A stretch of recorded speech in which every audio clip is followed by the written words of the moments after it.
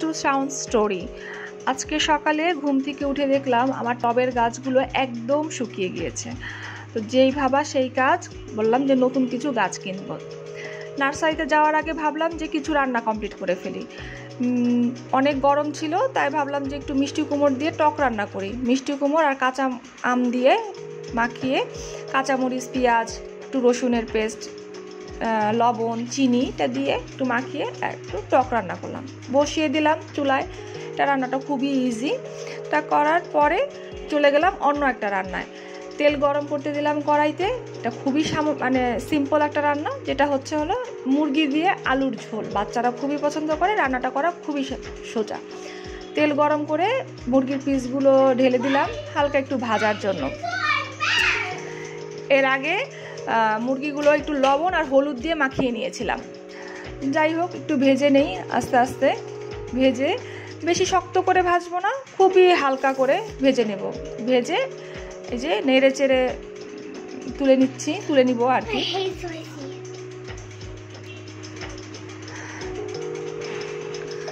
তুলে নিব এখনই। দেখছি রান্নাটা ভাজাটা ঠিক হয়েছে কিনা। এদিকে তুলে নিলাম একটা প্লেটে। যাই হোক, তার এখন ওই তেলের মধ্যে পেঁয়াজটাকে পেঁয়াজ আর গরম মশলা একটু লাল করে, জাস্ট পেঁয়াজটা একটু হালকা হালকা একটু বাদামি, একদম পুরো বাদামি না, একটু পেঁয়াজটা একটু নরম হলেই দিয়ে দেব সব মশলা।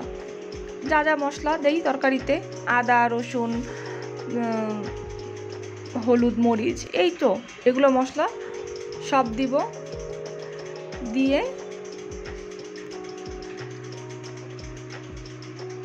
একটু মশলাটা একটু কষিয়ে দিতে হবে, সামান্য একটু পানি দিয়ে, যাতে মশলাটা পুড়ে না যায়।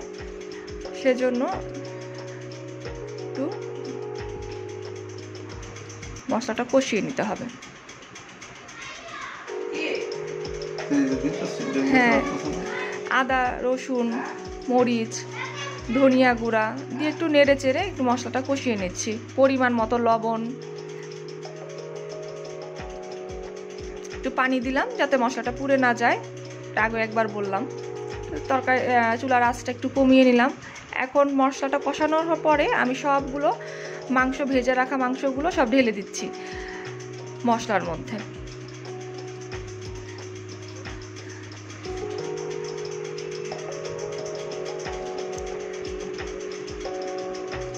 মশলাগুলো সাথে মাংসটা কষিয়ে একটু আলুগুলো একটু ভেজে নিয়েছিলাম।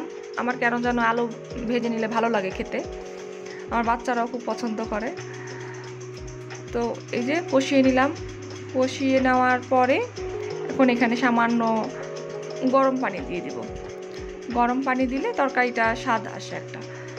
দিয়ে তরকারি ঝোল করে নিব। বলক আসলেই পানির মধ্যে দিয়ে দিব